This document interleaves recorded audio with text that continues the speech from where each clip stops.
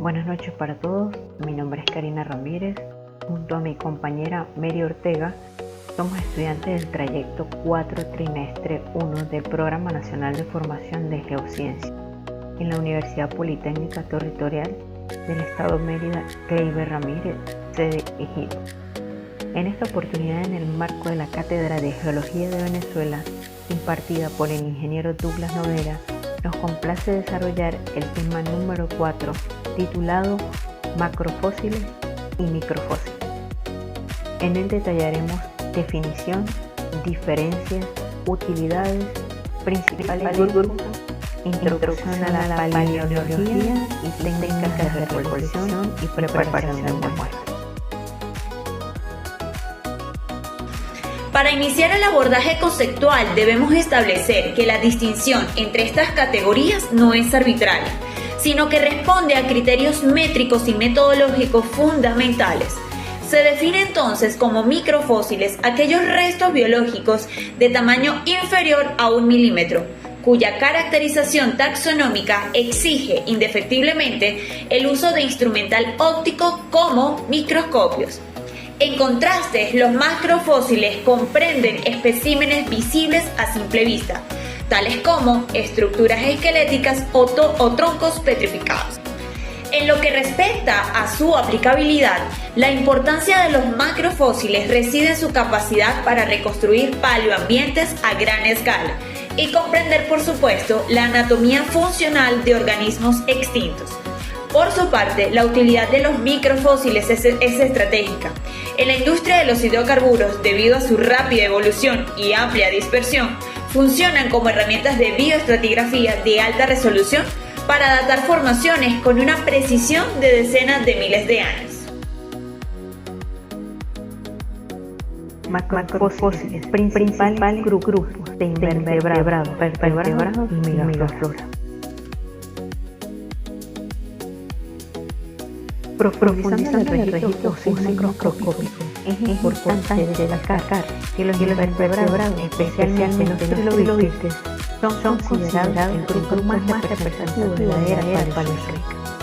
Estos organismos dominaron los océanos durante aproximadamente 350 millones de años, hasta desaparecer por completo en la extinción del periodo Permiano.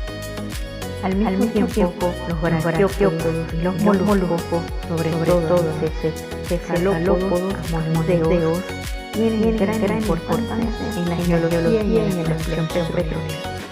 Sus fósiles sirven como herramientas de correlación, permitiendo identificar y relacionar capas de rocas de distintas zonas del suelo. Gracias a estos, ayudan a localizar posibles rocas portadoras. En síntesis, los trilobites, que son artrópodos marinos que fueron fósiles días del Paleozoico, dominaron los océanos por 350 millones de años. Los braquiópodos son organismos con dos valvas simétricas, excelentes indicadores de dientes marinos someros de plataforma. Los moluscos incluyen bivalvos, gasterópodos, amonideas o amonitas. Estas son cruciales en la exploración petrolera para identificar rocas de la misma edad cronológica. Equinodermos, como los lirios y erizos de mar, cuyos esqueletos de placas calcíficas indican ambientes bien oxigenados. Bajo una perspectiva evolutiva integral, el registro de vertebrados fósiles, que abarca desde peces hasta mamíferos, permite trazar la historia de linajes complejos y comprender los cambios faunísticos asociados a eventos climáticos a través del tiempo profundo.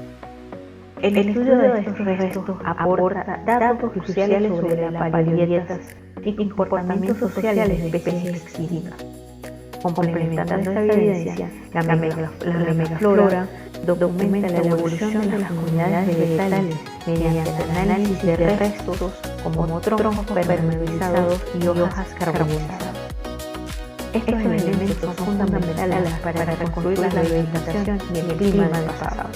permitiendo identificar variaciones climáticas asociadas a la deriva continental y la extinción masiva, especialmente a través del análisis del deterioro del margen foliar. Por otro lado tenemos los principales grupos de microfósiles. Haciendo la transición hacia el espectro microscópico, los foraminíferos se posicionan como el grupo protista de mayor relevancia geológica, poseyendo caparazones minerales que permiten reconstruir paleobatimetrías y fluctuaciones de salinidad. En una vertiente mineralógica distinta, los radiolarios y las diatomeas representan los principales aportantes de microfósiles silíceos, siendo indicadores clave de ambientes oceánicos abiertos y cuencas profundas. De manera simultánea, los ostrácodos, microcrustáceos con caparazón bivalvio calcáreo, ofrecen un registro continuo para la reconstrucción de paleoecologías en medios dulces y marinos. Finalmente, los conodontos, elementos fosfáticos de afinidad vertebrada primitiva, destacan como los fósiles guías más eficientes del Paleozoico superior, permitiendo así además determinar la madurez térmica de las rocas mediante su índice de coloración, por sus siglas en inglés CAI. En el ámbito de la micropaleontología, los grupos más relevantes tenemos en primera instancia los foraminíferos, que son protistas con caparazón mineralizado. Los bentónicos son claves para reconstruir profundidades y temperaturas marinas. En segundo lugar tenemos los radiolarios, organismos con esqueleto de sílice, abundantes en ambientes oceánicos abiertos. Por tercer lugar tenemos las diatomeas, algas unicelulares cuyos frústulos de sílice forman diatomitas de importancia económica. En cuarto lugar tenemos los ostrácodos, que son crustáceos con caparación bivalvo calcáreo utilizados para reconstruir paleosalinidades. Por último lugar tenemos los conodontos, elementos fosfáticos de afinidad vertebrada primitiva. En este caso son fósiles guías del Paleozoico y su índice de coloración permite evaluar la madurez térmica de las rocas madres de petróleo. La paneología es la rama que estudia los microfósiles de pared orgánica, principalmente esporas y granos de polen. Su superficie externa está compuesta de esporopolimina, una sustancia extremadamente resistente a la degradación química. Esto permite que se preserve una amplia variedad de rocas, incluso donde otros fósiles desaparecen. En la industria petrolera, su análisis es rutinario para correlacionar pozos y determinar ambientes de depósito. Por otro lado tenemos las técnicas de recolección, muestreo y preparación de laboratorio. La metodología varía drásticamente según el grupo. Para los macrofósiles se requiere entonces un trabajo de cantería con martillo geológico y cincel, registrando coordenadas GPS y posición estratigráfica. En laboratorio se limpian físicamente con ácidos diluidos. En cambio, para los microfósiles, el muestreo consiste en recolectar sedimentos o rocas que luego se disgregan en el laboratorio. La preparación técnica incluye el uso de ácido fluorhídrico para disolver silicatos y concentrar palinomorfos orgánicos. Luego se realiza un tamizado fino entre mallas de 63 a 250 micras para separar luego los ejemplares que finalmente serán clasificados bajo el microscopio. Es por eso que para capitalizar la información biológica y geológica que brindan estos grupos, es imperativo aplicar protocolos operativos estandarizados que se dividen en dos fases críticas, la fase de campo y la fase de laboratorio. En primera instancia tenemos técnicas de campo. Esta etapa inicial constituye el primer contacto con el yacimiento y tiene como objetivo primordial preservar el contexto estratigráfico y la integridad física de la muestra. Tenemos entonces la recolección de los macrofósiles, que se fundamenta en un trabajo de cantería fina utilizando martillo geológico y cincel para liberar el bloque de roca que contiene el resto orgánico. Es obligatorio registrar con precisión las coordenadas GPS, la formación geológica y la posición exacta en la columna sedimentaria, procediendo luego al embalaje cuidadoso con papel o yeso para mitigar fracturas durante el transporte. Por otro lado, tenemos el punto de muestreo de microfósiles y palinomorfos. A diferencia de la información anterior, este proceso es volumétrico y consiste en la extracción de sedimentos o rocas entre los 100 gramos y los 500 gramos, tras una limpieza exhaustiva de la superficie del afloramiento para así descartar contaminación moderna. Las muestras entonces deben ser representativas de la unidad temporal y se sellan en bolsas totalmente herméticas debidamente sigladas para garantizar la trazabilidad del análisis bioestratigráfico. Asimismo, tenemos las técnicas de laboratorio.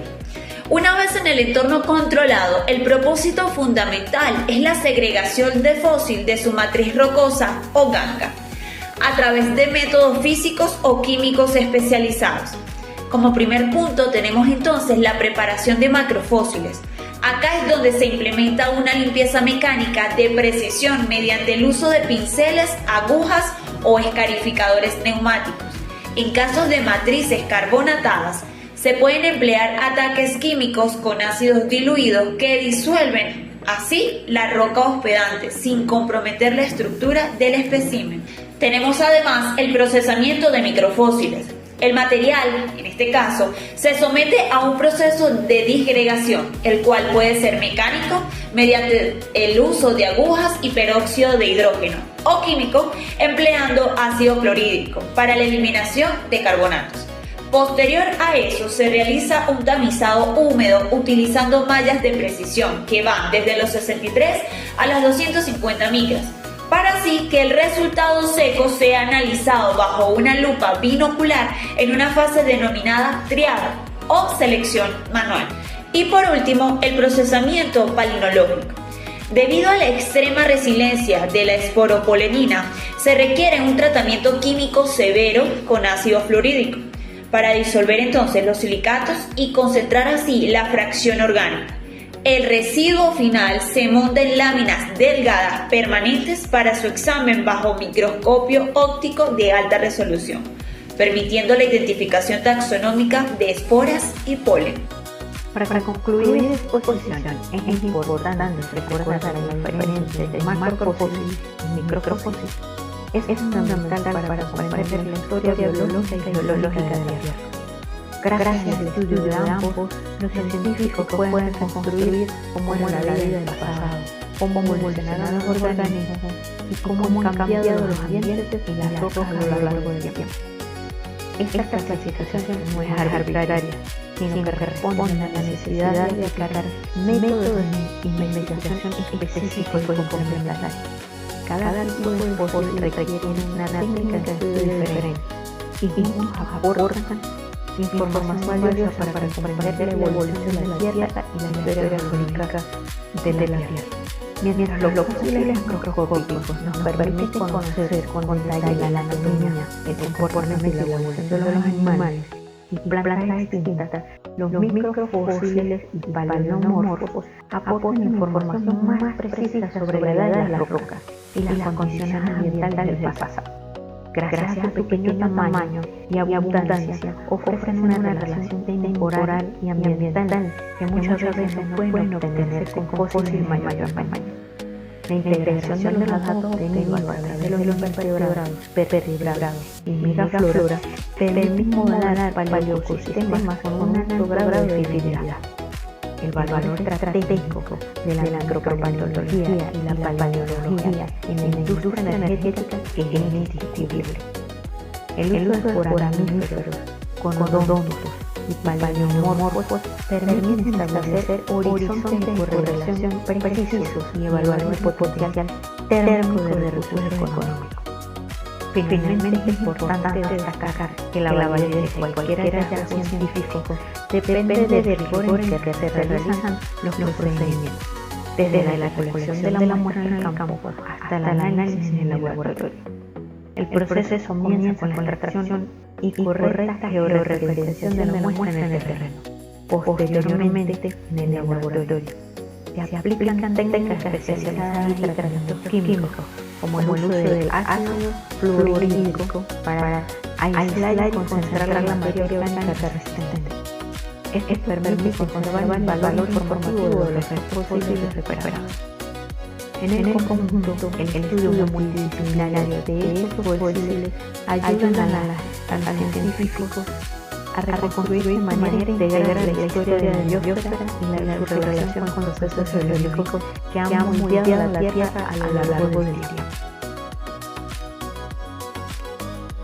Muchísimas gracias por su atención. Quedamos a su entera disposición para cualquier interrogante. Espero que este contenido les sea de gran utilidad y de aporte para sus investigaciones. Muchísimas gracias, que pasen bonito día.